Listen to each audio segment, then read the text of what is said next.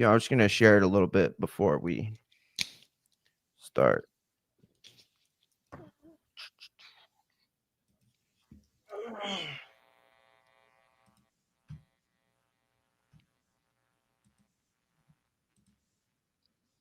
Yeah, let me do that too. You know what I've been doing ever since I got the ability to go live on TikTok? I've been hashtagging like whatever subject is on, like whatever topic I'm on, because I do like wrestling and I do MMA along with the boxing. And so I'll like change the hashtags and I'll change the show title, right? Like every hour with whatever subject. And yeah, it's been helping a lot. It really has. Yo, what's going on, everybody? Mario here, Infighting Exchange, Infighting FX. You know what time it is. It's the fight night time. All right. It's watch along time. And that's exactly what we're doing here tonight.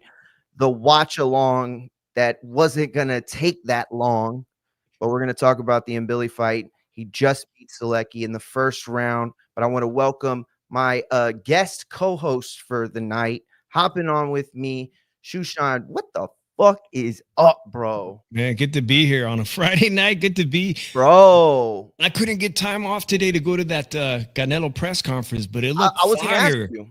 It did. It did. I was gonna ask you if you went or not.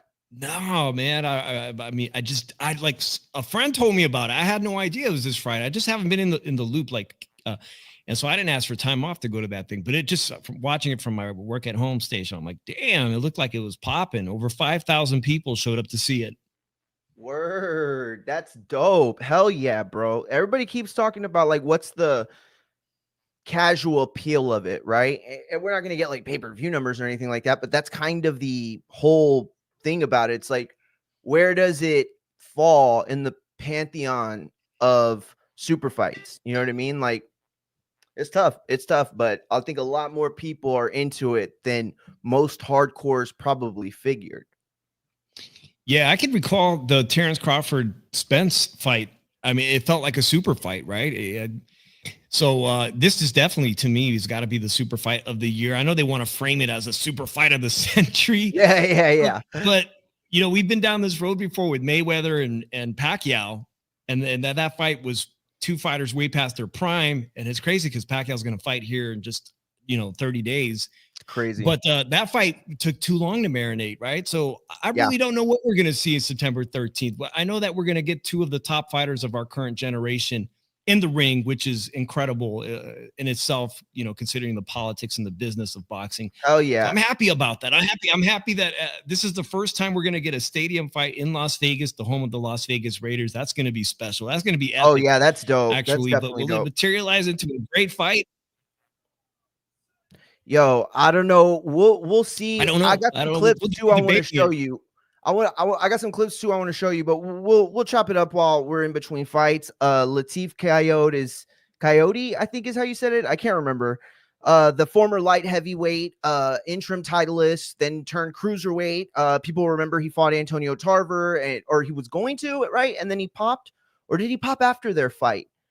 And they were supposed to have a rematch. I don't remember, but I just remember everybody popped around that time. Yo, shout out to Follow the Rabbit. Everybody in my community, please go to Shushan Boxing on YouTube. Follow his account. This guy always covering all the dope stuff that's happening from comedy to boxing. I mean, he's a dude's dude, I think is a way to put it without sounding sus.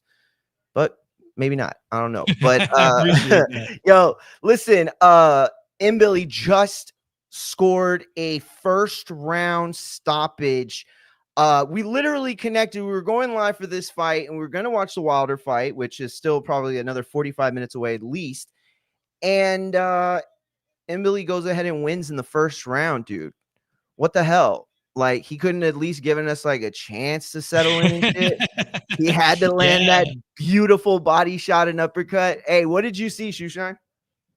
Man, I see him as one of the top contenders, the future of the super middleweight division. Canelo is currently the undisputed champion. This guy looks way more dangerous, and he has been looking way more dangerous than most of the guys Canelo has fought in his previous 3 fights, including William Stoll. He's a former Olympian.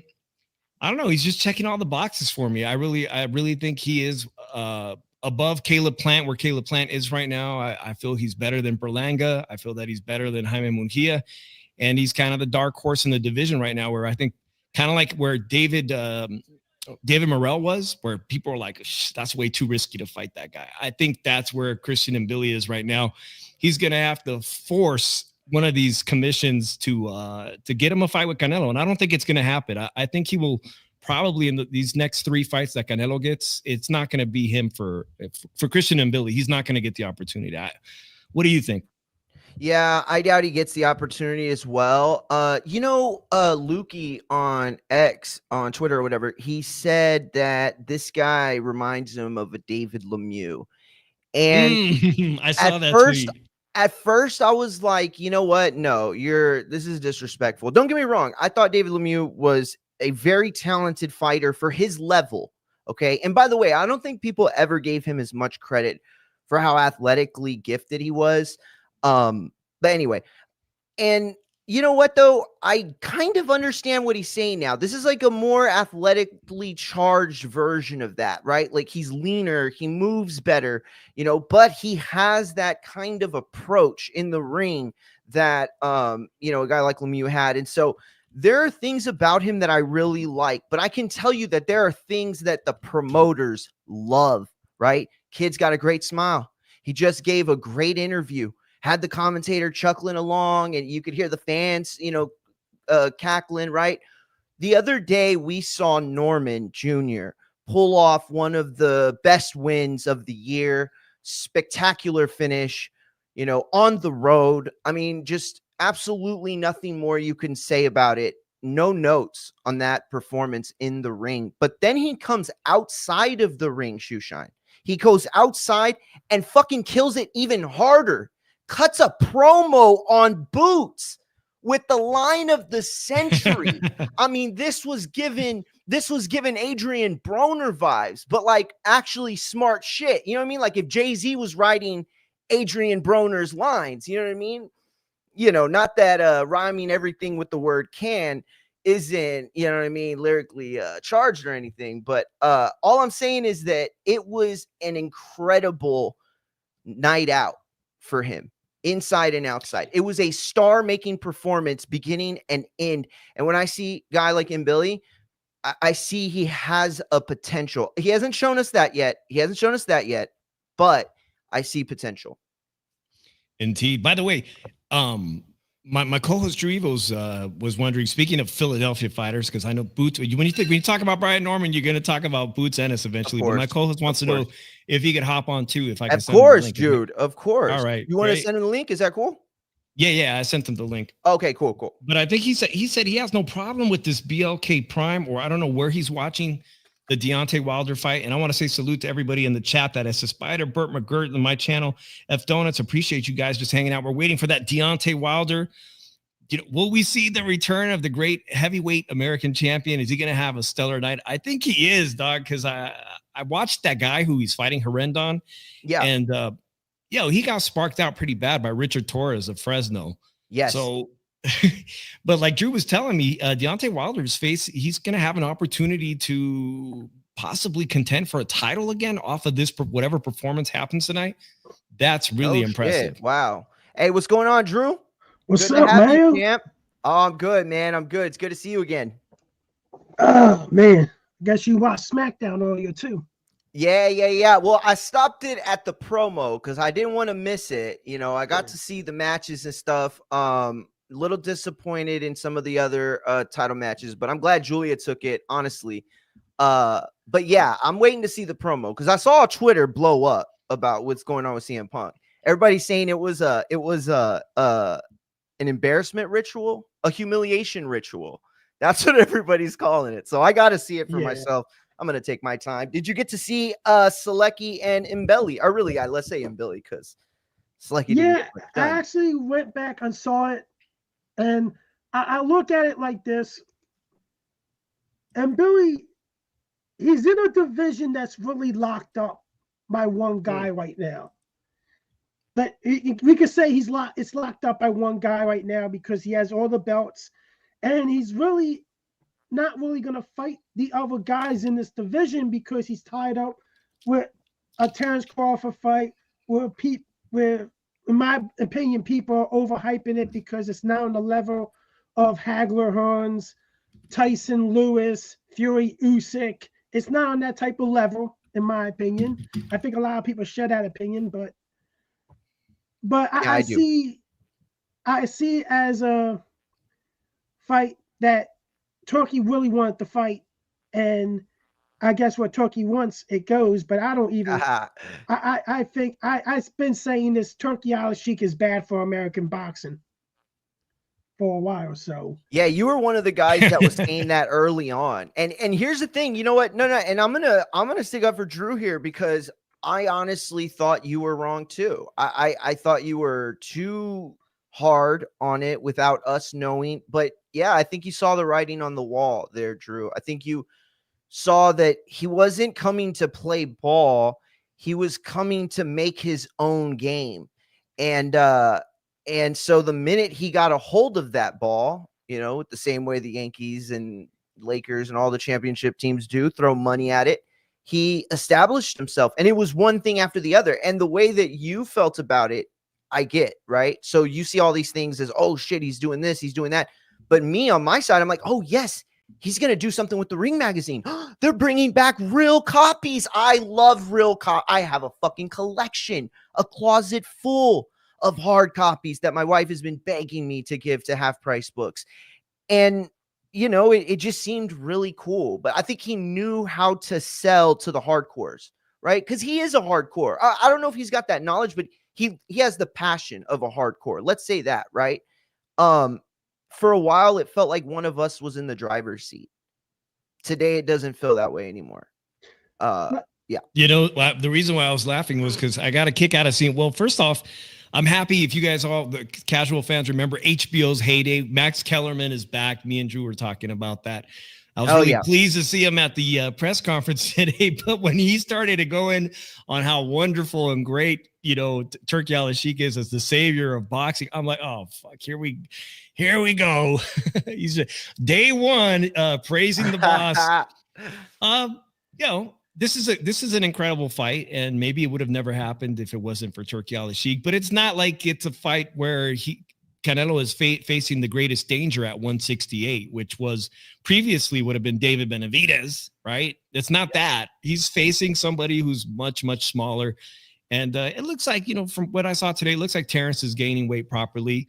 Everybody makes claims that he's an incredible athlete, that his strength is beyond his weight class. He wrestles, he does this and all that. He seems to be packing on the weight well. But again, at the end of the day, he is fighting a fighter who's, best days were welterweight and lower weight classes. So I get what you're saying, Drew. But today it seemed like, oh, here we go again. Even Max Kellerman's on board saying Turki's saving boxing. Like, I look at, he gave us Dmitry Bivol versus Arthur Beterbiev, but both fights, I believe, kind of were like chess matches. There wasn't like a lot of super action in the fight. It was a hard fight. Which is really, it like might be what we see, Drew. I hate to say, but it's styles. But after that, you're seeing like the cards that are coming up, and a lot of these cards are falling short on it. Like the Fatal Fury card, both of them on the same. They were the most boring fight cards that I've seen within the last 10 years of boxing. Easy. And I'm gonna say that because I've seen some boring fight cards, but those two topped it. But I look at it like this, that I really, as of right now, after seeing the tweet from Turki Alalshikh about, I'm really gonna be really disappointed if Shiraz and Shakur both get knocked out. You're making it look like that you are showing favoritism, that you might be fixing fights. And now it makes me think about this Crawford Canelo fight, that this could be a lot of controversy coming to this fight. To me, I say we're all going to see a clear Crawford victory, that he boxes the fight of his life, or we're going to see Canelo clearly win this fight. To a lot of people, going to think he clearly won the fight, but he could get robbed by a decision because who's promoting the card? Turki Alalshikh. Yeah, listen, I get what you're saying, and here's the thing. I remember seeing it, and my first reaction was, "This is a bad look," right? And then you see everybody in the comments, oh, he's just trolling. Oh, he's just trying to get y'all upset. Y'all don't even understand. This is a promotional tactic to get you to watch. And it's like, bro, this is the same shit that we started doing with Elon Musk. You know what I mean? Like, here comes Elon to save Twitter, right? And then it just like got crazy. You know what I'm saying? And I'm not trying to compare the same thing. I'm not saying, oh, it's gotten crazy, whatever was with Turkey, but there is this element there where he's starting to push the envelope, in a way that's, I don't know if he's intending to just shock value type of stuff. You know what I mean? Like, whatever will get the buzz going, whatever will get the news flowing, he will say it so that we can get it. And by the way, whose playbook is that? Dana White and Vince McMahon, the two guys that Turkey basically learned from before he got here. Yeah, who was there today? Was it Khan, the head of the WWE? Yep. He was at the press conference. I have to say, they did, I think, combining that UFC event. There's a UFC event tomorrow. I know that they had a fan-friendly event I think at the Las Vegas Convention Center today. And it just kind of tied into the press conference. So they had in it basically, it was a great day to be a combat sports absolutely fan here in Las Vegas, and I was stuck at home in the heat. Man, that's so losing to my boy Art. I just wanted to ask the people in the chat. I know that there's probably a lot more UFC fans, and I know that you cover it as well, Mario. But if people want to put a perfect parlay tomorrow and help me out with a good bet, what for you tomorrow, got, bro? Oh, you're looking for it. Oh, okay, okay. I'm looking for a parlay. Hook me up. I could go place that bet tomorrow morning. You trying to do a hybrid bet? Well, I don't even know who. I saw a little bit of who's fighting tomorrow, but if people in the chat want to engage and let us know who their picks are, let us know. If you would have asked me that question like 5 days ago, I would be screaming to pour at you. But the amount of experts online on Twitter and Reddit and everywhere are so convinced, and I hate being fucking like having my first instinct manipulated. I fucking hate it. But hearing the words like, you're going to bet against the legend, and it's like, shut the fuck up about that. Like, I don't know. I still would pick Taporia, gun to my head, but I don't know. It's hard to count out the legend. Let me ask y'all one real quick question. Okay. If I could snap my finger, I'm a boxing genie. Y'all just got me out the Dr. Pepper bottle. And I said, I can snap my fingers and the whole world will wake up tomorrow, forget the Crawford fight, and Embily will be in that fight, in that position in September. Would that be a better fight for you? Would that be a more interesting fight to y'all? Or is the circus that's attached with Canelo Crawford worth it? You want to go first, Drew? I look at it, Billy's not really, like, to the casuals, a huge name. Yeah, absolutely. And Crawford is, but everybody wants to fight. If anybody want to see a fight with Canelo Alvarez, the main fight was David Benavidez. Then now you bring Terence Crawford into the occasion. They know Crawford, they don't know Embily. The casuals just say, yo, I don't know who the hell this dude is. This dude is. So they're gonna say Crawford and everything, but they're gonna bring up that name, Benavidez. He should be fighting Benavidez. But I look at it that we should be seeing a lot of these guys, these top guys at super middleweight, fight each other. Like, that should be the goal of these guys that are close to a title shot, that are ranked in like the top 5 in the division. Get rid of your competition. So when it's time to fight Canelo or fight for those belts, you automatically have a clear path to those titles. and like Bruno Sacchi or whatever, the French guy that knocked out Jaime Munguia. I forget. I said to Dave, and I said on the shoe shine, I think of him as the second best super middleweight right now. In my opinion, I think he's the second best fighter in that division. I will favor him against Christian Embily. I will favor him against Diego Pacheco. I will favor him against Caleb Plant. Wow. That's a lot. That's a hot, very, very high on him. I really think this dude has an orthodox boxing style that can cause a lot of problems. And he can nail a shot from out of nowhere. He knocked out a guy that had an iron chin like Jaime Munguia. He knocked him out. That's true. True. Canelo didn't do that. Going back to your question, Mario, the one if you could automatically put Christian Embily in for the fight against September, it would not sell at Allegiant Stadium. You know, it's kind of fight that would probably sell out T-Mobile Arena, but the stadium, like the first stadium event, no. Like there's just Terrence Crawford has been on the big stage. His accolades speak for themselves. 2-time undisputed champion, 2 division undisputed.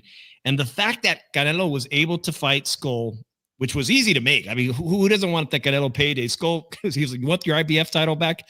Just pay me for it, bro. I'll dance around the ring, right? That fight was trash. But now we got the opportunity where Terrence Crawford could get into, the people's imaginations to say, wow, this American fighter has the potential to be the first in the 4-belt era to become undisputed in 3 divisions.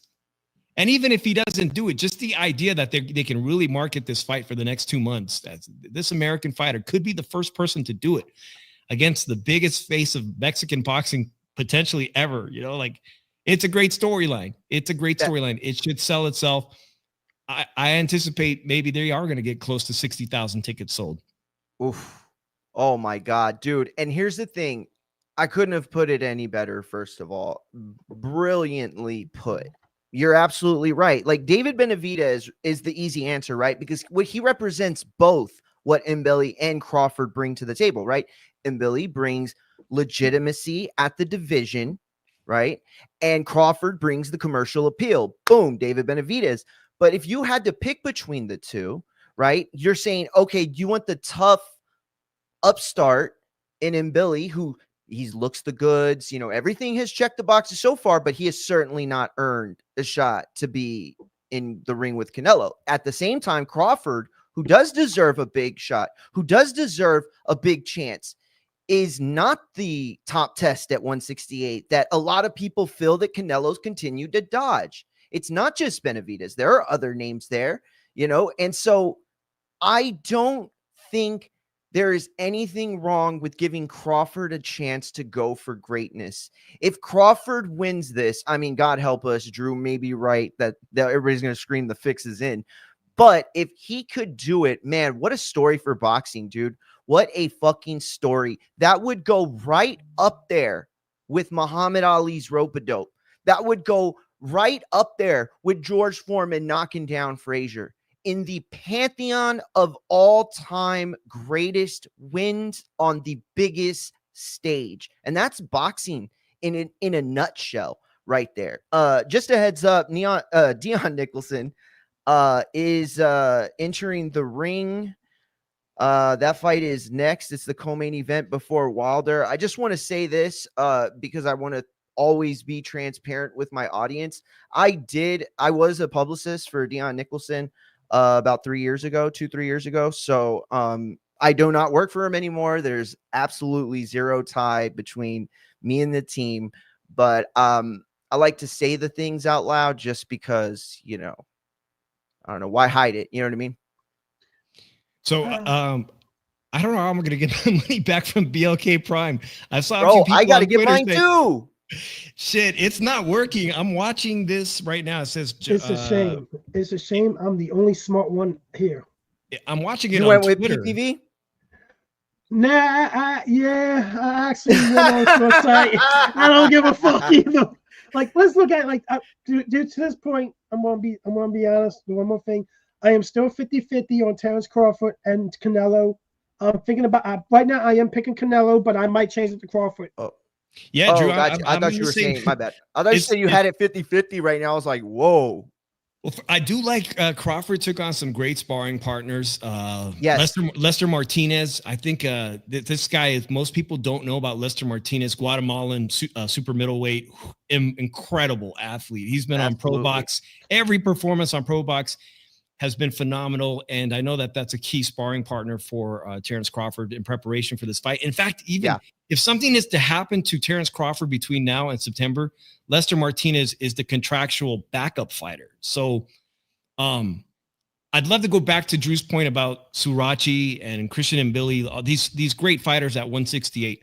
Most of them are really, truly untested. And you saw Berlanga after fighting Canelo, he took a very easy touch. He fought a guy who was locked up in prison for 10 years and his midsection looked almost as bad as me in my mid 40s, you know, like that wasn't a real threat. Like that. Come on, bro. That was a true stay busy fight. And a lot of these fighters, Christian Embily, he fought Sulecki. Sulecki could give people trouble, but he's also way past his prime and whatnot. Yep. So what do I take away from that one round performance today? I'd love to see Christian Embily against Edgar Berlanga or Caleb Plant or Jaime Munguia when he's done with the suspension, you know. Like Drew said, they can't sit around and wait. And David Benavidez is a perfect example of that. He did not sit around and wait. Neither did David Morrell. They went up and wait. That's what I want to see these guys do. If they're, you know, eventually Canelo's, you know, if he does beat Terrence Crawford, eventually he can't not defend all those titles.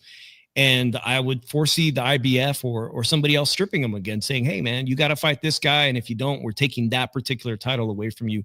So there is a path going forward, but I just don't see some of these dangerous opponents getting a crack at Canelo in these in this deal with Turkey. What about you, Drew? Wow, the fight's on now. Yeah, I just saw that. It was the Dion Nicholson.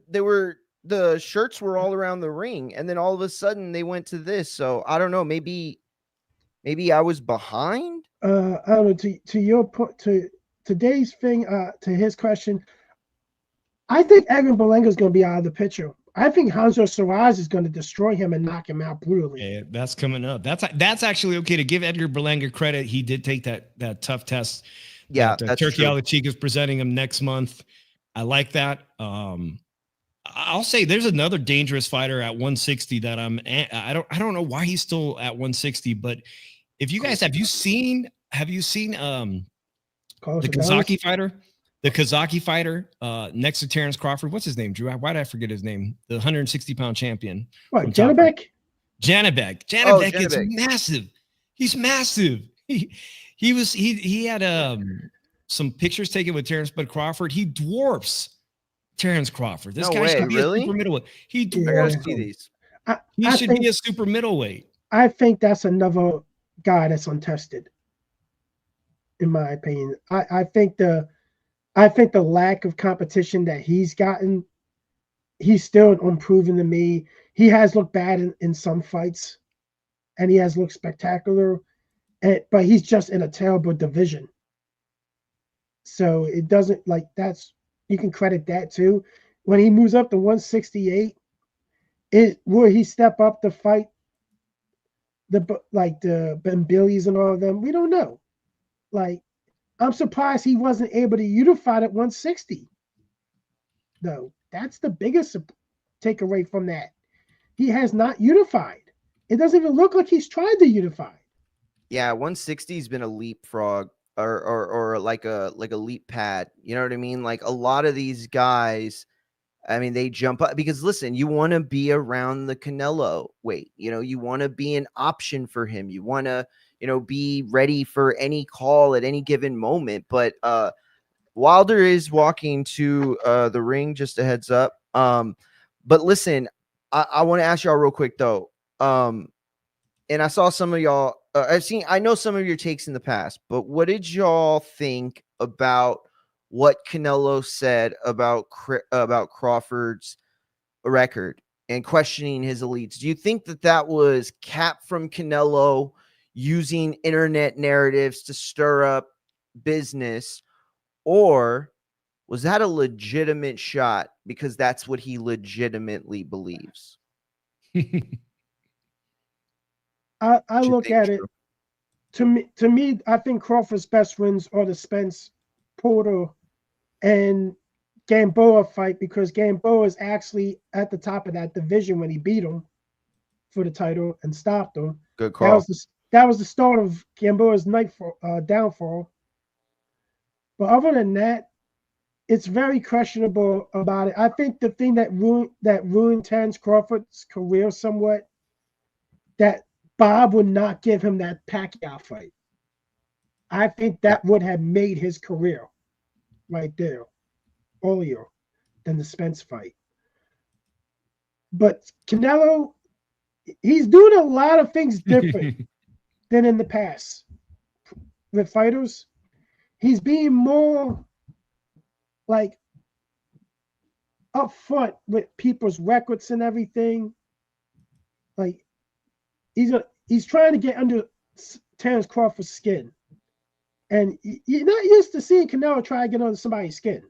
Yeah, that's exactly what it was. That was the weird part about it, was like, oh shit, Canelo's, trying to finesse, like, or is he just like being totally fucking open and honest? And it's kind of crazy when you think back to the fact that he didn't want to fight Crawford. And he said at the time, oh, well, there's nothing to gain. You know what I'm saying? But Shoeshine, what do you think as the Bronze Bomber makes his way through the fans? Was that cap from him? And what do you think about Crawford's elite resume? Yeah, that's a really great topic that we didn't bother to touch on this week on our show, The Shoeshine. By the way, if you guys are trying to watch it along, it's on Twitter, guys. Just put the hashtag Wilder or whatnot. I'm just going to say it's working on Twitter somewhat.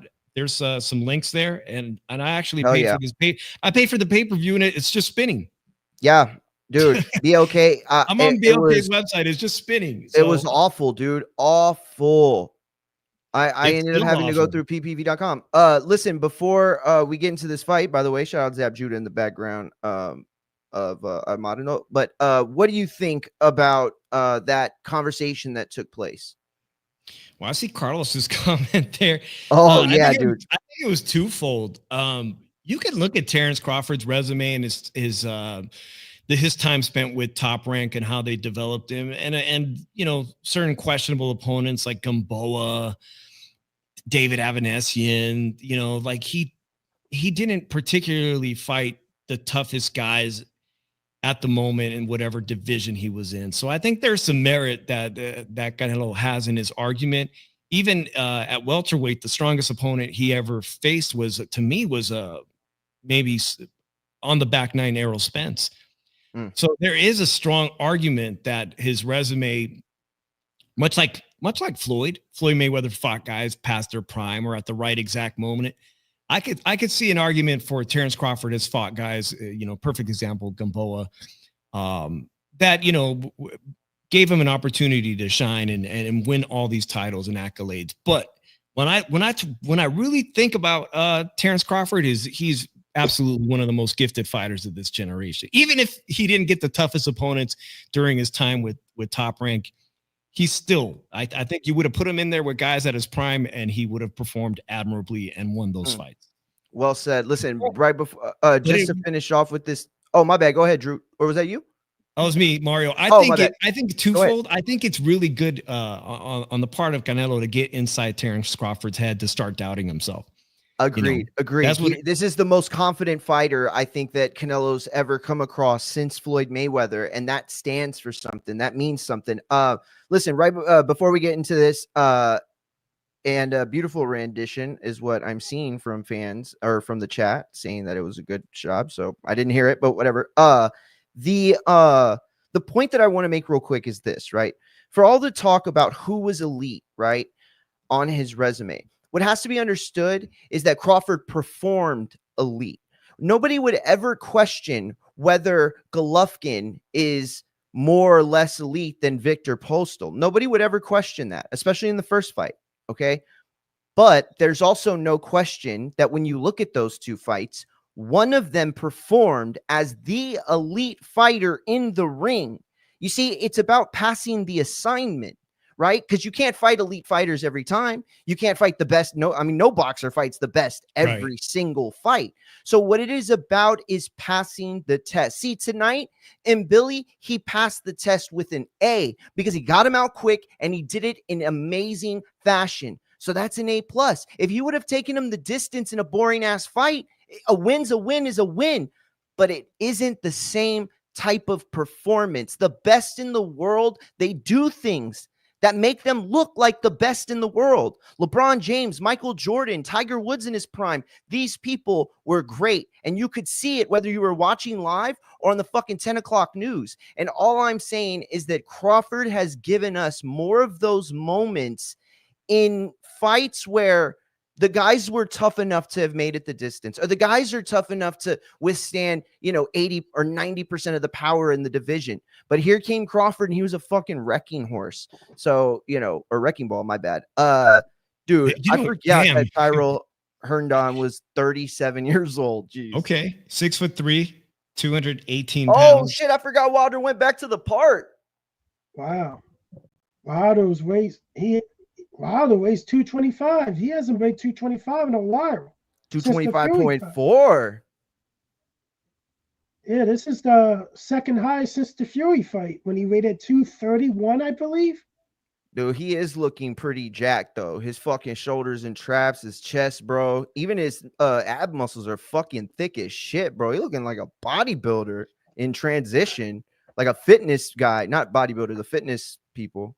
39 years old. Okay. Bomb Squad. I see the chat on Twitter. Bomb Squad in the house. I tell you guys this. I think Deontay Wilder would have got exposed a long time ago if he would have still fought Povetkin in Russia. Povetkin had his day. I actually betted on. I betted on that fight. I got my money back. I was betting on Povetkin for stoppage in that fight. Yo, Povetkin was very underrated, I think. Yeah, but the era he was in. Yes. But I that's think a good point too. When it went to, it was end of Klitschko, post Klitschko era. If Klitschko would have still been there, he had no chance of winning a title. He did win the WBA title, but that was on a technicality. But other than that, it was the two Klitschkos, and really the second best fighter to the Klitschkos was David Haye. Yeah, that's a good point. Yo, how is it? Is it Hearndon or Hearndon? Hearndon? I don't know how to say it. Yeah, asking the wrong person. I just remembered now that you brought that up. David Haye versus Deontay Wilder sparring tapes. Oh, I forgot about those. Yeah, me too. When he said it, I was like, oh shit. That's a name you forget about. You know what I mean? Because David Haye became such a meme. You know what I mean? That it's like people forget he was a legit fucking non-heavyweight. Yeah, he paved the way for cruiserweights. You see, this is what before Usyk. But we got round one underway now. Hell yeah. I'm liking how Wilder's doubling the jab. He's finally, for once, using his jab. And who trained him for this fight? Shit. I just read an article on that too, because he did that whole thank you speech to what's his name? Malik Scott. Yeah. It seems like they're perfectly fine, but God, I forgot. Anybody in the chat know who trained Wilder? So JD Saint is still the second trainer. I saw him there, but I mean, not here, not. I didn't see him on the broadcast, but I mean, I saw him on there with Wilder in pictures and social media. Yo, Wilder is actually throwing a jab like he's doubling it. Yeah, he's doubling. He's like throwing an active jab. It's not something that he's just trying to muscle through, or how when he would hit somebody and put them in place, to catch and go.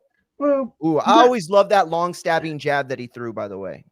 Yeah, I realize he's 39 years old now. He's gonna have to pace himself, and at the same time, show that he's willing to try to score points. That's a good point. Because he's not. Because if he wants that AJ fight, it ain't going to be a knockout like that. Good point. He's gonna have to set up. He's gonna have to set up his that right with the jabs now. Yeah, he just threw that right hand and it missed. It didn't look too good. He just threw another right there, but he is trying to set up that big right hand. Big right hand, yeah. He threw it hard. I mean, it was like you said, it wasn't well timed or well placed, but he's letting it go. I thought he tried to get rounds in, like Drew insinuated. I think that's a smarter move, especially if AJ is what you want next. Yeah, that's true. By the way, speaking of the Embily fight, I was telling Drew, texting him, like, because you remember that fighter Makhmudov? He fought the Christian Embily fight. He knocked out that dude with an impressive right hand. That was a great knockout. Not tonight. Sandy, right? Oh, Tim. Oh, okay. I thought you were talking about the Sandy fight. Oh no, the heavyweight Makhmudov. Who? I didn't get to see it. I saw him come out, but I didn't get to see it. He sparked that dude out in one round.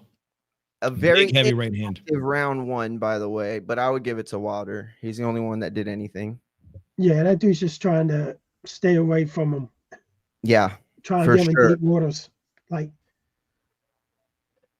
who had the better? I'll ask you guys. Who had the better trilogy? Wilder versus Tyson Fury or Canelo versus Gennady Golovkin? Good question. I'm gonna go with the Wilder Fury thing because I think there was more of a back and forth battle.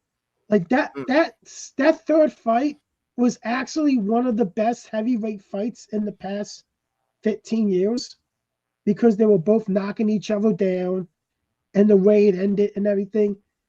That was an all-out heavyweight fight that people love. Like Golovkin really in the third fight, it was terrible. It was one-sided. It looked like that was the downfall. It was the end for him. Agreed. How about you, Mario? If you had to pick, which better trilogy? Dude, I was hearing him talk and say that, but I got to go Wilder Fury too. I think that there was more not action, but more like he said, back and forth. I mean, look, Canelo Golovkin was great, but by that third fight, he's right. Golovkin was washed, but Wilder always possessed that singularity. You know what I mean? He still does, I think. Power is one of the last things to go. People always say, especially with heavyweights. And you also got to look at the timetable of each of those fights.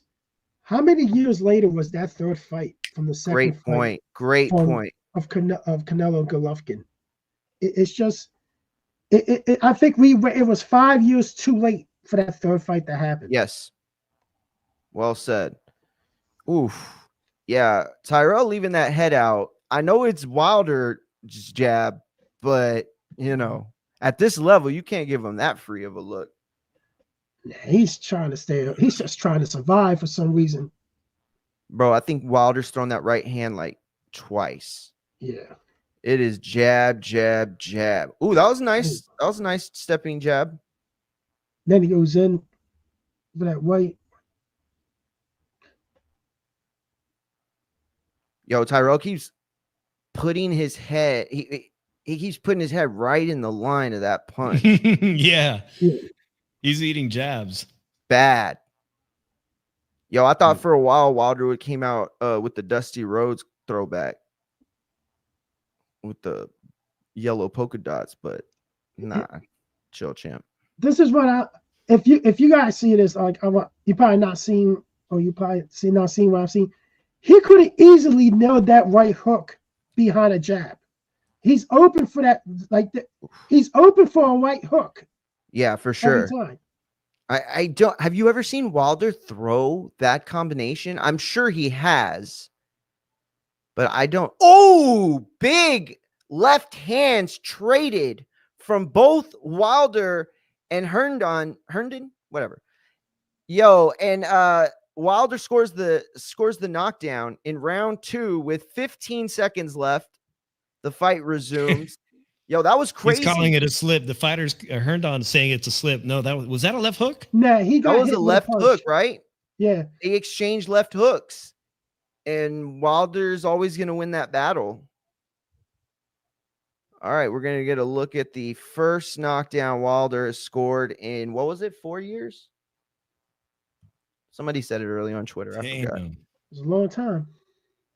Yeah, that was a nice shot. Anybody know if Terrence Crawford, if there's a rematch clause for Crawford Canelo?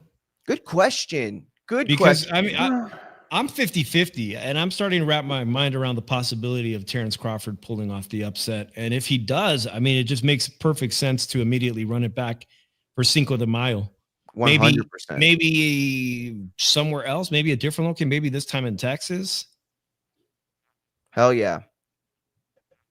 Yo, if Canelo loses and then they run it back right away, and then the narrative he uses is like, I'm not a pussy like De La Hoya who fucking ran from Floyd when he whooped his ass, bro. I just want them.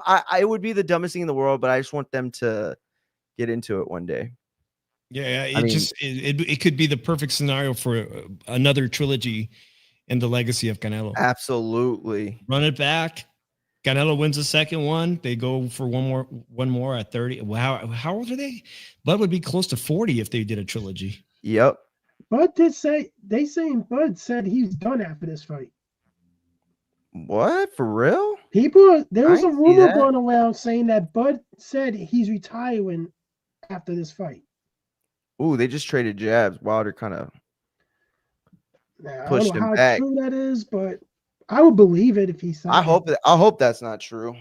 If he wins, especially if he loses, you know what? Honestly, if he wants to call it. But Dan, you beat Canelo, and then you just ride off into the sunset. Like, you can't do that, bro. Come on, give us boots. You know they got unlimited funds. The Saudis have unlimited funds. That's true. Nah, Crawford. Get that. They got to make a tournament to fight Crawford after that 4-man fight. The winner. I can't see Crawford going back down to 154. I think he'll probably go down to maybe 160 and campaign there.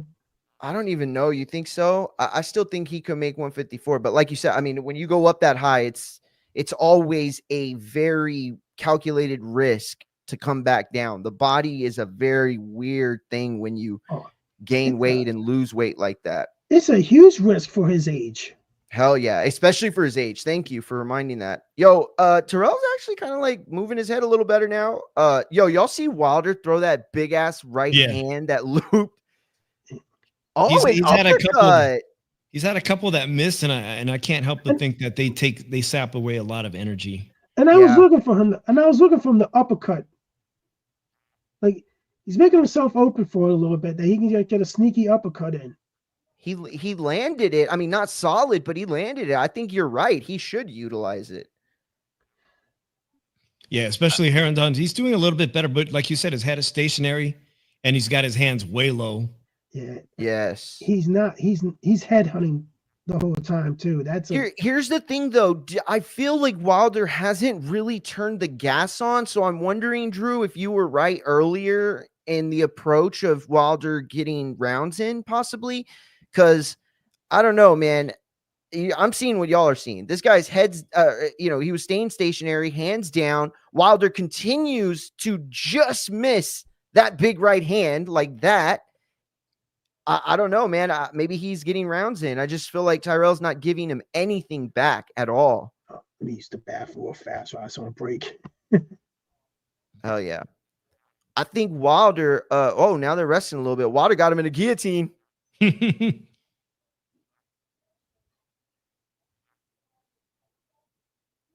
Yeah, if he turns up the gas, I think he can get him out of there much sooner. So do I. But like you said, he's got a lot of ring rust of his own, and he could be trying to go some rounds.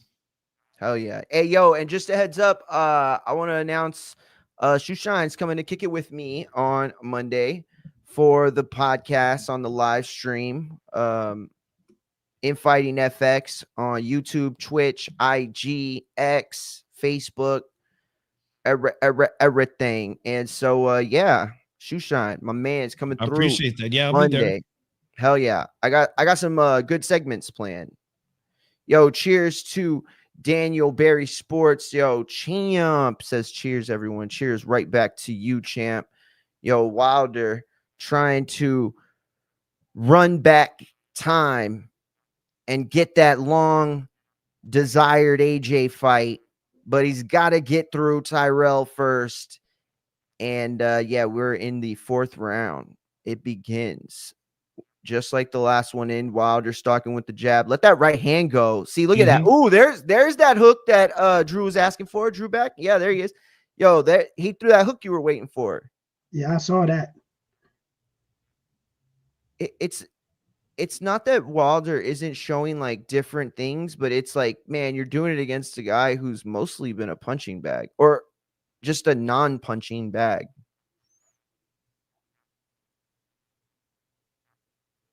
Tyrell pop with the jab. There's another right hand from Wilder. Very, very out of range for that. That was a big problem too with Wilder towards the exit of his prime, is the unleashing of that right hand from places that he had no business trying to snipe. And, you know, Shoeshine brought it up earlier that what kind of energy does it sap from a guy with shoulders that huge, biceps that big? You know, as impressive as it looks, that weight, it takes its toll. It's like you're doing like 100 arm raises without weight. Like, yeah, the more muscular you are, the more likely your muscles burn the lactic acid quicker. Yeah, that lactic acid kicks in, bro, and it's fuck. Yeah, speaking of right hands, I'm curious if Jake Paul's going to land his patented right hand tomorrow night. How people feel. Yeah, he's going to land that right hand tomorrow night. Bro, that's what I booked earlier. As we have a minute left in round 4, I will say that my official booking is that Chavez does initially come forward and try to utilize a Mexican style to a degree, and then just gasses out and eventually comes in too lazy, hands down, or, you know, legs, nothing but noodles, and he falls right into that Jake Paul hook. I don't know if Nate face plants. I'm not saying that, but who knows, bro? He was in rehab last year, right? And I'm not saying that people can't come back from things, right? I think everyone can. I think anyone can, has the power to break cycles like that. But to ask yourself to come back and be at the highest profession, you know, highest level. Oh, Wilder's landing some big lefts and rights now. That's too much to ask. He's getting ready to quit. Yeah, he is. Guy's on fumes. Oh, he's running away from Wilder. He's getting ready to quit. Oh, round's over.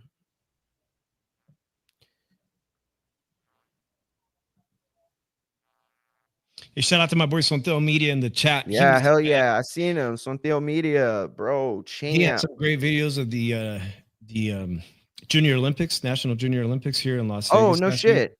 Yeah. I saw a couple of kids. There was one kid from LA. If you want to drop that kid from LA that won his division, that kid looks pretty impressive. I don't remember his name, but I'll be keeping it. He was tall and lanky. You know, future stars of boxing right there. Yeah, for sure. Yo, Wiley Coyote says that hates to admit it, but Paul came in shape too. Yeah, bro, I agree, but I don't know what that thing was where he just shouted out. I know that it was something a bowler has said. It was like a famous bowler quote. But he seemed really emotional. And as far as I know, I don't think anybody was questioning whether he'd make weight. And yet he reacted like it was a huge victory. I wonder how hard that camp was. I wonder how easy it is these days for him to cut weight. I don't know. Right hand. Here comes he's landed 2 right hands. Now he's starting to go for it.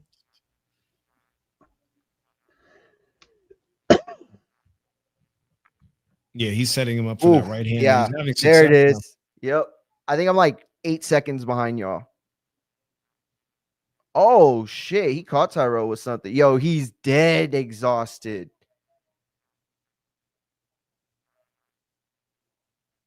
Oh.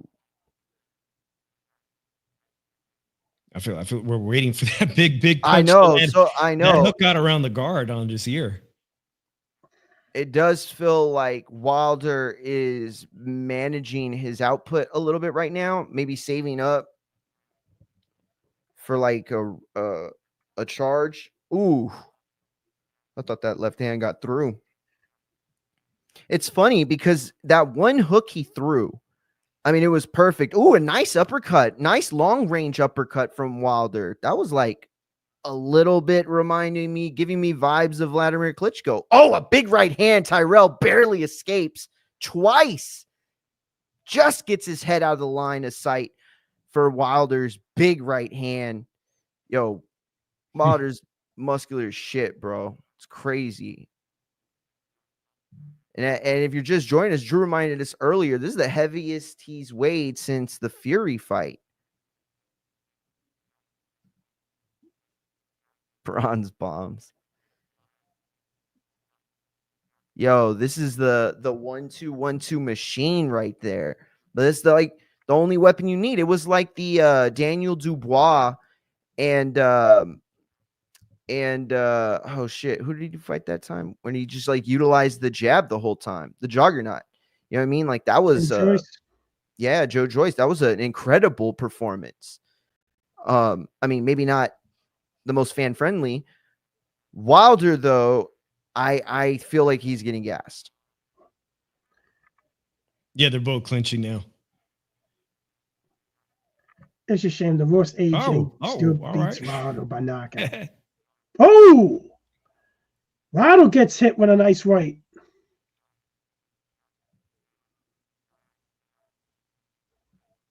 Yo, when your first instinct is to back up so you could hold your breath and do what the fuck? Did y'all see that? Yo, he just like hit Wilder. Judo rolled. That was crazy, bro. Yo, how do you have you look dead tired and you have the energy to parkour out of Wilder's fucking range? Yo, that was nuts. I hope they show that replay. That was 2 punches he nailed Wilder with. Oh, I like that long range uppercut. It didn't land like I thought it did, but yep. To Drew's point earlier tonight, Drew was talking about coming back down in weight and whatnot. You get just a moment ago, you guys were talking about that. Jake Paul is coming down 30 some pounds back to under a 200-pound limit. That's a lot of weight to cut. But yeah, look at it. If you look at it, cruiserweights do it all the time. They make 200s. Like they're at least 220, 225 to make weight at camp. So he's gonna have to learn to do that weight cut. He probably walks around at like 240. Wow, that's a lot. I've seen pictures of Jake Paul when he was younger. That he was nowhere near 240. That's a lot of weight to cut. But I also noticed that Tevin Farmer came in when they were on the scales earlier this morning.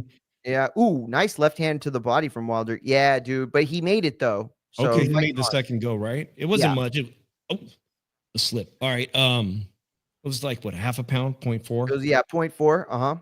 But Jake Paul, when he got on the scale, he was tripping. He had made a big comment. He goes, that scale is off. He goes, there's something wrong with that scale. Yes, I noticed that. I don't remember who I talked to about it, but they were saying that it was an odd thing, and especially when he touched the scale and was like, "Oh, let's get the wire out." It was, I don't know, it was weird. Now this might be I thought he was gonna get ready to stop. I thought he got him in the corner now. Yeah. But I'm behind y'all. My bad. He's up the ropes now, but. Now he's at the corner again. What was that? I think the ref is going to have to start warning this dude to just get the hell up. Oh my God. What is he doing, bro? What the hell is this dude doing? Trying to Bro, Carlos, you are very, very smart for not paying for this. Thank God I didn't pay for it. And I paid for it twice. So I'm a very, very dumb person by comparison. Oh shit. Big overhand rights from Wilder. I hate when he does that thing where that he, right, like, 2 right hands. Oh, is it? Uh-oh. that barely down. landed. I'm waiting. Ooh, big right hand.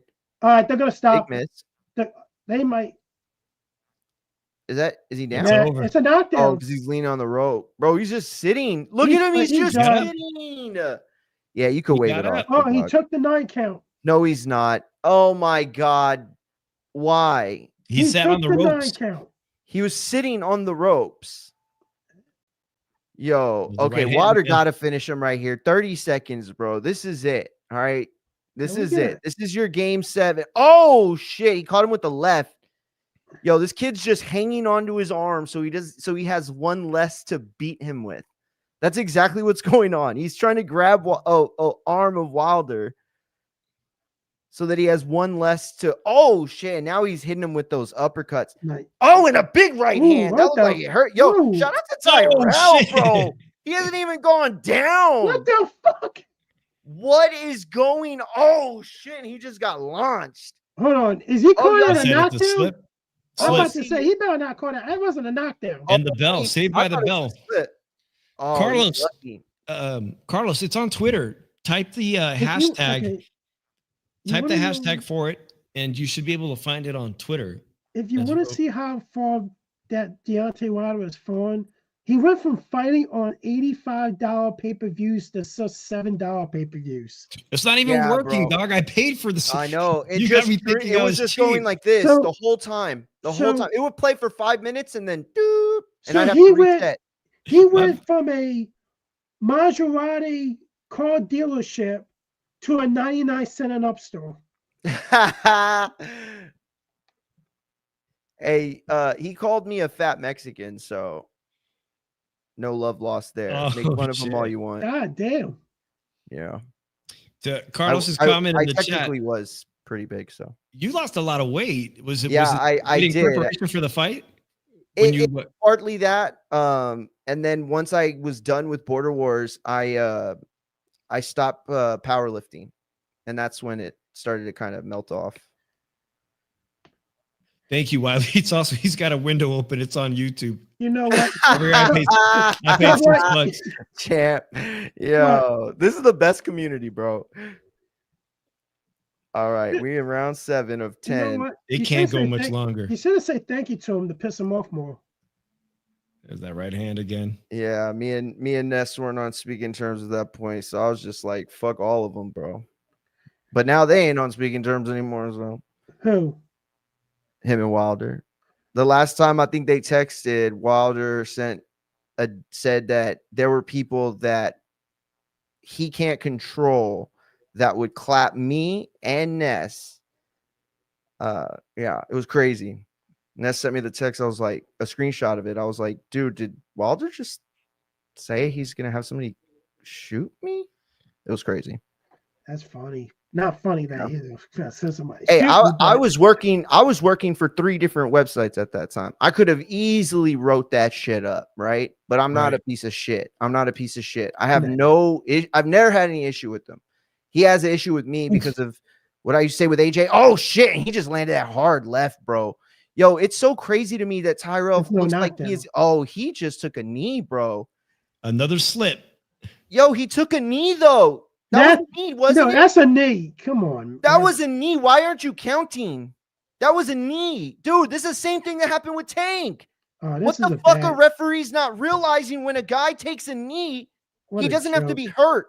Oh, and then a big, long left hand. I'm sorry. This is a fucking bad ref job. Dude, this is a bad It's usually pretty good job. Yeah. He's making Wilder work for it. Yeah, yo, he is, bro. At least we know this dude hasn't won a round. So this can't jeopardize. Oh, no that. way. Is Wilder holding his left hand like it's hurt? What is he doing? I think so. He might have hurt his hand. He's throwing it though. He just hit him. He said it's enough. Yeah. Oh, big enough. No, come on. That's a bad stoppage. No. Yeah, there you go. That's a bad stoppage. You think so? Well, he didn't call the right knockdown, Drew. He just missed the knockdown a minute ago. Drew said that's a bad stoppage, bro. We want to see that man's head. That's a fucking granny back, though. Like, what the fuck? Or this ain't a Wilder fight. I was like, okay, I've seen enough. Like, he's like this. Oh, fuck it. I've seen enough. I don't want to see it no more. Nah, bro. Listen, he ain't thrown nothing back, Drew. I'm sorry, but he wasn't winning that fight at all. There was like no reason competitively for him to be in. And by the way, the worst part was he wasn't going down, right? The best thing that happens is you get knocked down and you don't have to take any more punishment. But when you are the kind of tough that stays up when you are knocked down, it's the worst. Repeated blows while you're not protecting yourself. I'm going to say this. They wanted to get this dude a knockout so bad to get his confidence up. Say, oh, I want AJ, and have the most fucked up Ross AJ knock this dude out. That's what's going to happen. A washed up AJ beats this Wilder any day of the week. Yeah, you're picking it right now? I'm telling you this right now. A washed up AJ knocks out this Deontay Wilder inside 5 rounds. Inside 5, bro. Y'all just heard it. Drew said it. He may not last 3 rounds against a washed up AJ.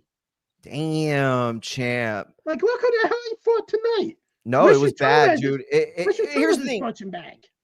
Yeah, that's the thing. Is it's not that he didn't dominate. It's not that he didn't win every round. It's that he had a guy who threw nothing back, who was there to be hit.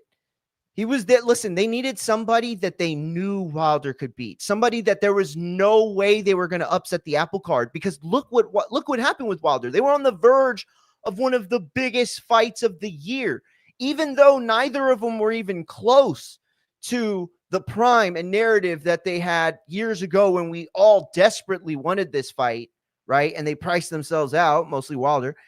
Now they could have still survived. They could have still made millions despite not being at that caliber anymore. And Wilder shit the bed. You know what I'm saying? So it's like, yo, we got to walk him across this finish line. We are going to literally drag him across this finish line so that we can make the AJ fight. That's what this was. That's what this was. I look at it, Carlos, I'll be honest with you.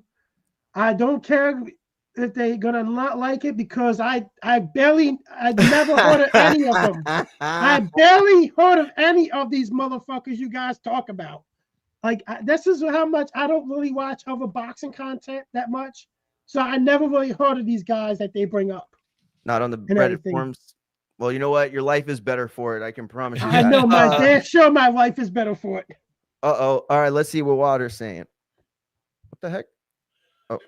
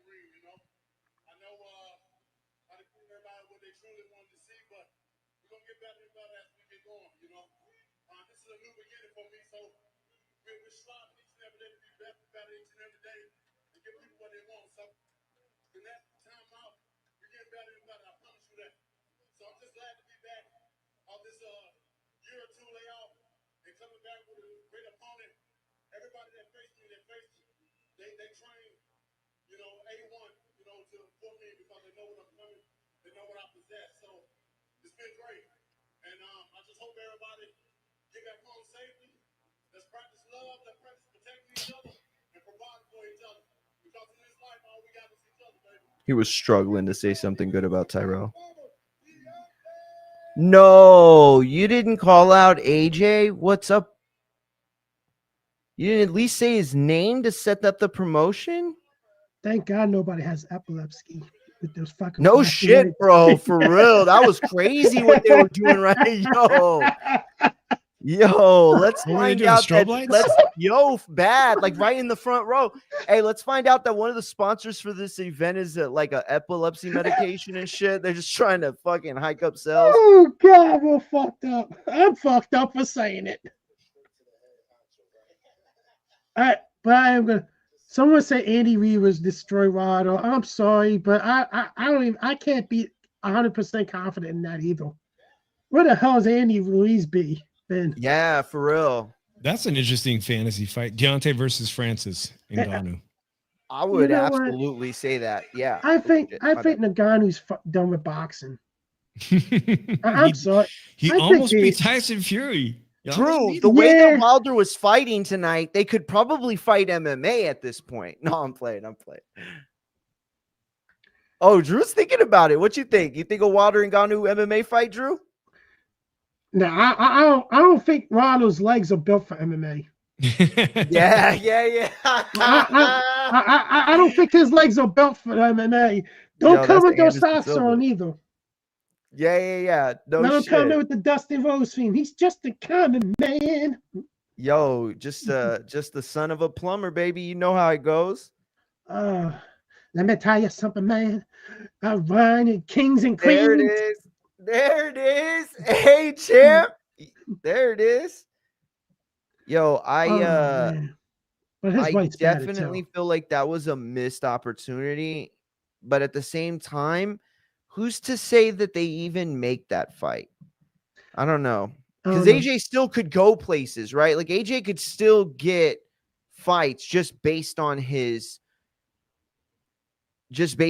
legacy and what he brings to the table money-wise. You can't say the same thing of Wilder. Wilder needs AJ more than AJ needs Wilder. That's the absolute truth of it. First of all, Deontay Wilder's wife is still hot. And if you look at it like this, like the British boxing scene, AJ still gives you that name and everything. Yeah, that's an O2 arena fight. That is definitely an O2 arena fight. That isn't a Wembley or O2 arena fight.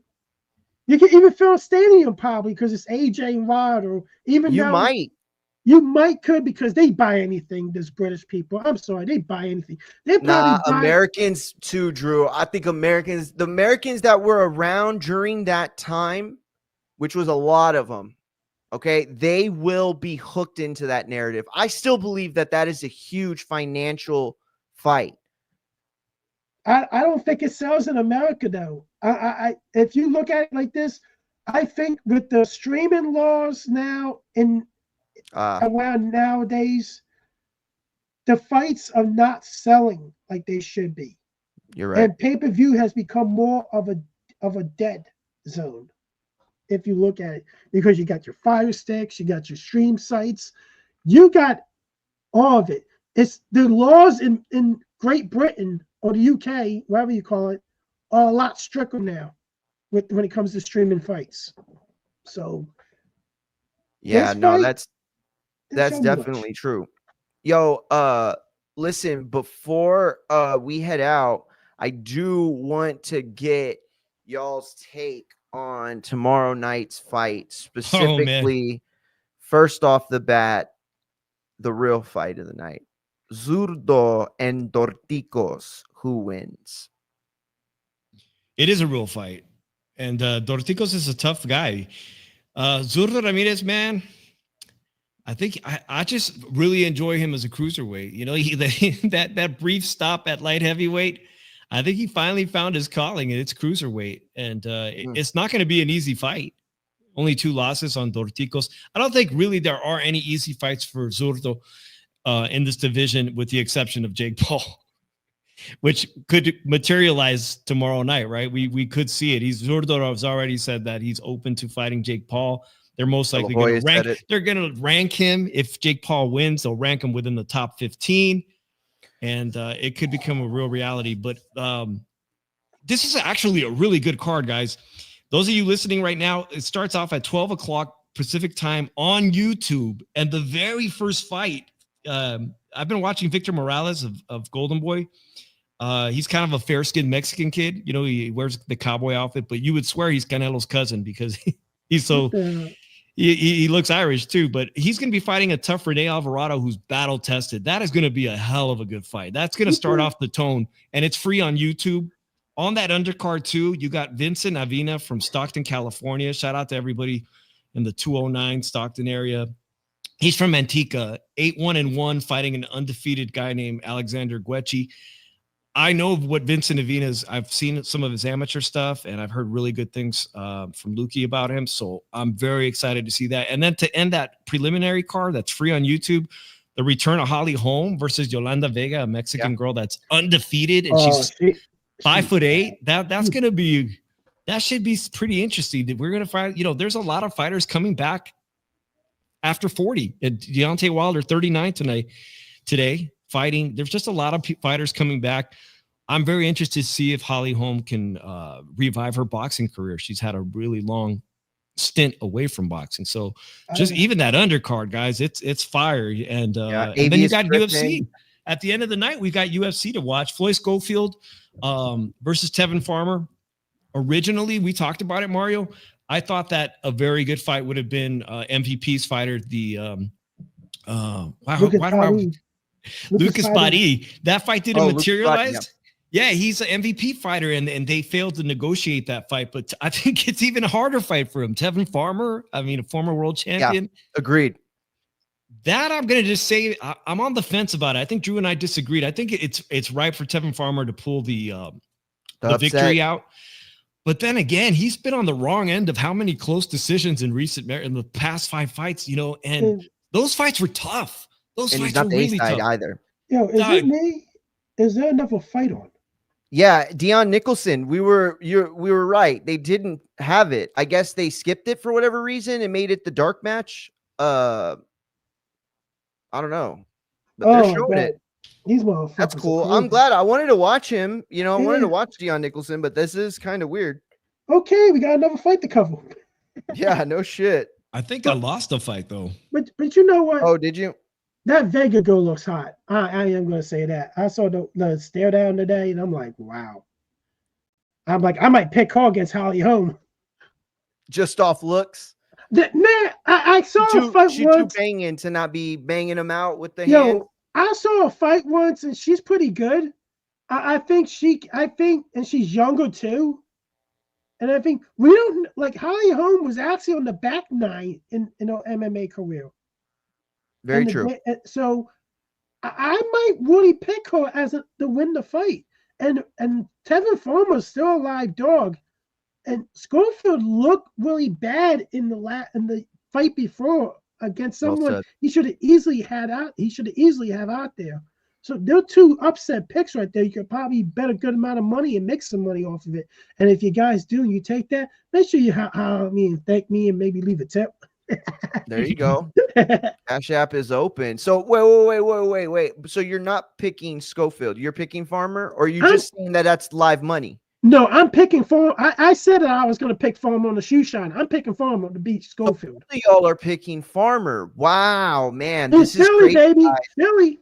Y'all are making this really fucking hard. It's 50-50 for me. I don't know. I was at the Giron. I was at the Mexican guy Giron's fight.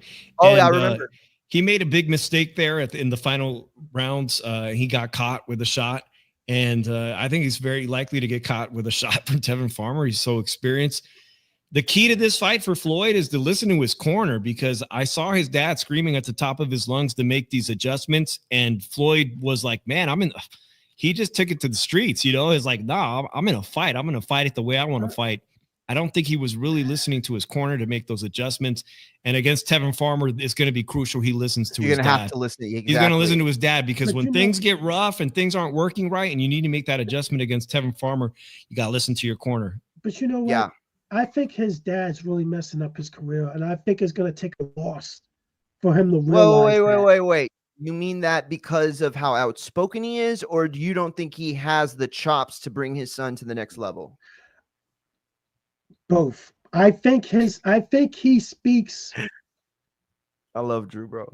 You know, I think he speaks too much out of place and everything. And I think he makes his son look a lot worse after that like that Shakur fight and everything. You're absolutely right. It made it look like he ducked the dude. And like the advice and everything, sometimes as your dad as your trainer is the best idea. Sometimes it's not. When it comes to like the Teofimo, I don't think his dad's the best trainer for him or has the best interest for his career. Mm. There's been a long list, Drew. There's been a long list. Ruben Guerrero. Yeah, Robert Guerrero. I had the pleasure to finally meet the guy. Finally got the pleasure to meet him after all these years wanting to meet him. I met him at the last fight. That's what's up. Shout out to him. But, even Angel Garcia, there's been a long list of father-son relationships where it seemed like they couldn't do it, but then they did achieve great things with their fathers. So I think the Angel and Danny Garcia relationship was great, and it worked too. Like he became a unified champion, multi-division champion. I met Angel Garcia on multiple times when I worked at Home Depot in Philly and talked to him about fights. I met Danny Garcia too at Home Depot. He introduced me to his son too a couple of times, and we chopped up. I met him the first time I met Danny. What celebrity Home Depot do you work at, dude? I don't work at Home Depot Brad anymore. Pitt came in to fucking buy I don't know, fucking here's the thing. shower. I also met Gabe Rosado at the Home Depot I used to work at. Damn, dude, all the Philly fighters go to that one. Why are fighters just hanging out at the Home Depot there? Well, Drew? Here's the thing. Angel Garcia, you know how they invest, like the Garcias invested their money that they made in real estate and everything, barbershops and everything.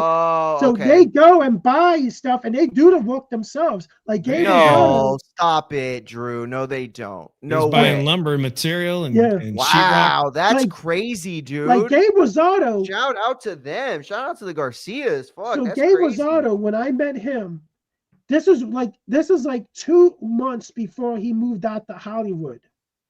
Gabe Rosado. And I'm going to be honest, Gabe Rosado is big as hell in person. And people will think he's like 5'7", like 5'6", 5'7". That dude is like 6 feet, right? And everything. And he was built like crazy. And I met him. I even met the dude's trainer after he got stopped by Triple G.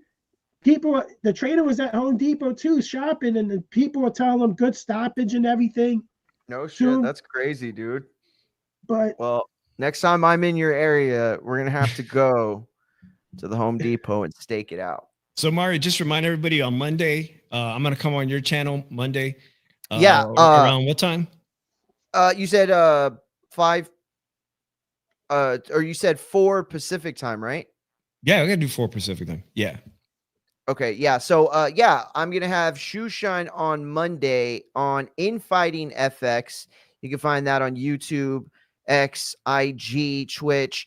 And, we got a lot of topics in store. I got some segments planned, some fun Did You Know games. And I'm also going to have Embily, publicist of the Stars in boxing.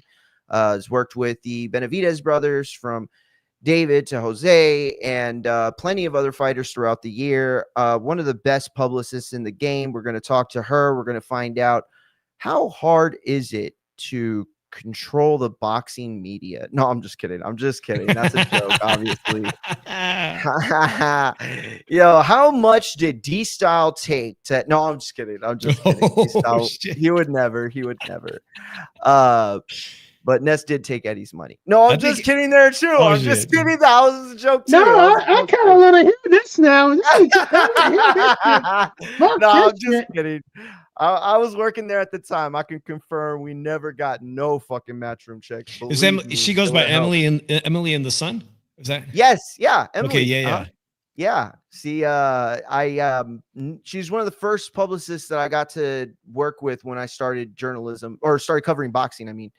And so our careers kind of mirrored each other, you know what I mean? And she was always a really cool person and knows a ton about the game. And, hey, maybe some people out there think, hey, I think I could be a publicist for a boxer. I'm on social media all the time. I know how to make like really cool, blah, blah, blah. Like maybe, and she's going to talk to us and maybe help everybody figure out how to become a publicist. or not, or maybe, or not, or maybe, not, maybe, or not. I mean, you don't have. maybe You it's don't, if not, you watch the Honestly, show, like- you don't have to become a public. like Man, like I'm Mario. gonna tell you the real reason why Yeah. you guys got her on there. You guys are interviewing her for me to be my publicist because you guys told me I need to keep up with stuff better and everything. And It why not is. have a? And you know what? And I told Drew. you I'd rather have a female. Drew, it is definitely an intervention, a social media intervention for you. So yeah, I'm sorry. Yeah, It well, was supposed to be a surprise. You ruined it. That sounds great. Yeah, I did ruin it. Well, hey, Mario, I appreciate you having Drew and I on. I got to bounce tonight, but man, Of course, it was a great man. Hey, I show. appreciate you being on, champ. Thank you so much. To Drew, you gonna everybody sit out around there. and watch Nicholson? Yeah, I ain't doing that. Okay, Oh, that's go might ahead, be give your, over already. Go ahead, All right, give your guys. I'll let you go guys ahead, stay give your on. I'm gonna, socials. and I'll see you on Monday. I appreciate everybody. Everybody have a go- great weekend. Okay, I'll give the socials. No big deal. Okay, perfect, man. I appreciate you, Mario. All right, later, Drew. Later. Peace out, champ. Yeah, listen, I'll stick around for this for this Dion Nicholson fight for the rest of it. Drew, so far, what are you seeing from Dion Nicholson that you like or dislike? If you look at it, he knows how to do combinations. He goes for the body. He's a body puncher. Like the one thing I just dislike, you see that how how they both weighed in at this fight. Yeah. He doesn't know what weight division he wants to be in yet. That tells you that if it's a fight that's over like 180 pounds, he don't know what weight division he's going to campaign at. And that's one thing. I think he was at 30. I think it's 31, or the other guy was 31. Bro, that's a really good point. You know, that was one thing we had him on the show. I've interviewed him a few times, and that was one thing that we'd always talk about. And I'll be honest, it got to a point where he didn't like the question anymore. I mean, he wouldn't get mad or anything, but you could tell it's like a situation that people, openly discuss with him. But I always thought, oh my God, a big right hand he landed. Yo, this kid is actually taking a beating and still fighting hard. But you know what? That last knockdown, he literally knocked him. He literally punched him while he was on the ground. I'm so glad you said that. I'm so glad you said that. That was gross. I saw the replay. I wasn't watching, Drew. I saw the replay. He was on the ground, his knee, and then he fucking just overhand righted him, dude.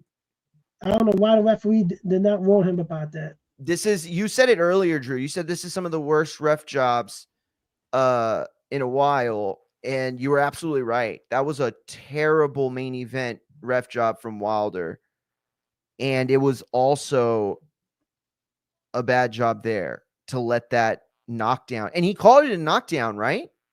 Yeah, he actually did call it a knockdown. Crazy, dude. That's so crazy. Yo, that jab is really nice. I like the way that he's able to get that extra extension off. So when he hits you at the very, very end of the punch, he's using it to gauge, and he's inching closer. I don't like when he has him on the ropes. He moves in on, like, he goes close to him and make like a phone booth type of position. He doesn't pick his shots. He needs to stay at a mid-range point. He's a mid-range guy. He needs to stay at that point. He's not an inside guy. Absolutely, dude. See, well said. He can't. You're absolutely. Oh, there you go, dude. It opens up. He opens himself up. Stop it, bro. Let me find out you're like 2 minutes ahead of everybody else. No, I'm playing. Dude, you said it right there. He kept his distance, used the jab, and scored a huge right hand. Another one. You can't. You're a mid-range guy. You're not an inside guy, because the inside guy would be able to block that. He's not able to block that at all because he has his hands down to the body, and he's worried about it. That dude could easily just go up and nail him with a hook. Hell yeah. Yo, shout out to Teddy Fam in the chat. You're the champ. Remember to like and subscribe. Shoe Shine Boxing on YouTube. Infighting FX on YouTube and Twitch and X. Drew, what's your socials? Because we're doing the intervention. No, I'm just kidding. I know you don't give. I got a Twitch channel, gaming channel at Philly. Oh, no shit. Twitch. Oh, we're gonna have to link up then. I've been gaming. Yeah, I've been gaming a little bit more. I just got the laptop so I can use it to stream with OBS now. Nice, champ. Yeah, so there you go. I also need to get on your level. I also stream on the YouTube Philly Irish Drew Evo. I'm on the Shoe Shine. And Yeah. Definitely, you can catch Drew on Shoe Shine as well. And it's Drew Evo on Twitch, on Twitter or X, wherever it is. But if you look at it, but from what I'm seeing, he's a mid-range guy, and he needs to stick to that. Going inside, it's just going to cause him to get hit, and the dude's not even that much of a threat if you look at it. But he's keeping him in. He's giving him hope by doing that. I see how well he's able to pick shots, right? And you're absolutely right. My wonder or my thinking is, how fast is he going to be able to make those decisions in moments where a guy will punch back in that situation, where a guy will come forward to him, give him more resistance.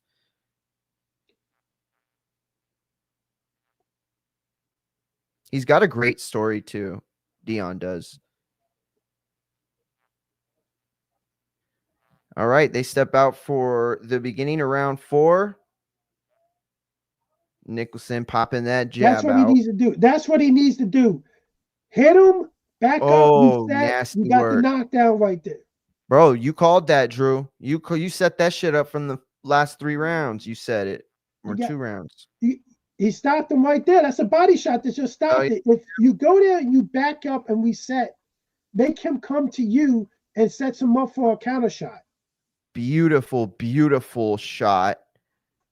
And just as Drew had drew it up, he said he needed to fight him from the mid-range, utilize that attack to set up the more methodical power shots. And that's exactly what Dion did in this situation.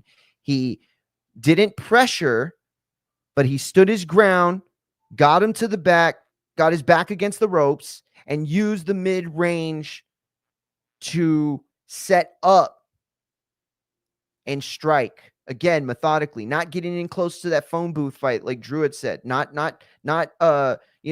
sniping from long range or throwing crazy overheads. This was a very, very high level sequence right there. But I tell you, if it was me, I would have this. Shout out Teddy, you're the champ, Teddy fam. I would have this dude campaign at hour 168 or 175. Hell yeah. He's too short for cruiserweight. Yeah, he's way too short for cruiserweight, I think. Yo, just a heads up, Teddy, we are going, and everybody else, we're going to be live tomorrow from 12 o'clock till 12 midnight Central Time. We'll start with WWE Night of Champions, and I guess the Chavez fight card starts super early from what I'm being told. And then we're going to kick it all the way into UFC 317, Topuria and Oliveira. So yeah, make sure you tap in, make sure you lock in, make sure you're sub, make sure notifications on. We will be live the entire time for that great lineup. Remember, this is the spot: boxing, MMA, and wrestling. All right, here you go. Dion's talking. You showed a lot of versatility and displayed your power. Did you feel comfortable in there tonight? Yeah, I felt comfortable, man. I was just getting started. So. He kind of looked like he was huffing, puffing a little. To challenge somebody in the top 10. I'm looking forward to somebody like David Morrell or somebody like that, David Benavidez. I want somebody like that. Damn. I was campaigning at light heavyweight. Yeah, I'm the monster. You heard it, Wichita. Dion Nicholson, give it up for him. I don't know. I think you're right, bro. I don't think he beats Morrell. You don't think he beats Morrell? Nah. I would not have him as the favorite going into that fight. Nah. Obviously I don't think he's going to get that, but I think you could put him in a position where you can still build him up. Yeah, he's an older guy, right? But there's not as much miles, on the tires for somebody typically his age in boxing. Yeah, he's moving well.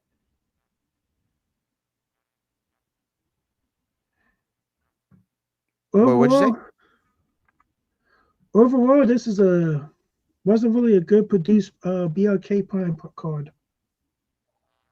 Yeah. It was definitely not super great. But just a reminder, everybody, Wilder did score the stoppage win. Deion Nicholson also gets the win. Embily on the top rank, on the ESPN Plus card, also got the win tonight over Selecki. First round stoppage. It was probably the best performance of the night across both cards. But yeah, Drew, any last words before we get out of here on tonight's action or tomorrow's action?